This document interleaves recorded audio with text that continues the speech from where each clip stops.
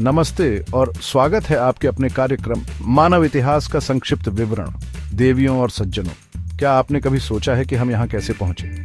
इस दुनिया में, इस समय, इस अनोखे और अद्भुत ग्रह पर यह सवाल मेरे प्यारे दर्शकों मानव इतिहास का मूल है। मानव इतिहास का अर्थ है मानव जाति के अस्तित्व के दौरान घटित घटनाओं, विकासों और परिवर्तनों का अध्ययन। यह उन कहानियों का संग्रह है जो हमें बताती हैं कि हम कौन हैं, हम कहां से आए हैं और हमने इस दुनिया को कैसे आकार दिया है। आज के इस कार्यक्रम में हम एक साथ एक असाधारण यात्रा पर निकलेंगे, एक यात्रा जो हमें मानव सभ्यता के शुरुआती दिनों से लेकर आधुनिक युग तक ले जाएगी। हम इसे बिंदुवार समझेंगे। तैयार हैं आप? तो चलिए शुरू करते हैं। मानव विकास अफ्रीका से आया इंसान। हमारा सफर शुरू होता है अफ्रीका से, जहां हमारे पूर्वजों ने पहला कदम रखा। पाषाण युग, पत्थर से प्रगति की राह। इस युग में मानव ने पत्थर के औजारों का इस्तेमाल सीखा, जीवन को आसान बनाने की कोशिश की। आग की खोज, एक नई रोशनी। आग, इस खोज ने मानव को अंधेरे से निकालकर एक नए युग में प्रवेश दिलाया। चैप्टर 4, मिस्र नील नदी की देन। नील नदी के किनारे मिस्र की सभ्यता फली फूली, पिरामिडों का निर्माण हुआ। चैप्टर 5, मेसोपोटामिया, दो नदियों का संगम। टिग्रिस और यूफ्रेट्स नदियों के बीच मेसोपोटामिया में ज्ञान और कला का विकास हुआ। चैप्टर 6, सिंधु घाटी सभ्यता, भारत का गौरव। भारत में सिंधु नदी के तट पर एक विकसित सभ्यता ने जन्म लिया, सिंधु घाटी सभ्यता। चैप्टर 7, चीन, ह्वांगहो नदी की गोद में। ह्वांगहो नदी के किनारे चीन की सभ्यता ने अपनी एक अलग पहचान बनाई।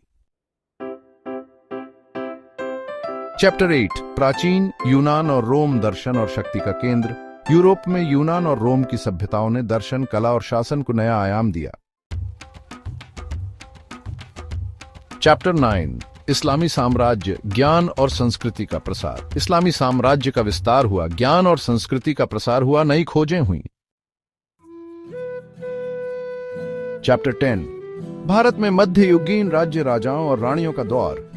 भारत में गुप्त, पाल और सेन वंशों ने शासन किया, कला और संस्कृति को बढ़ावा दिया।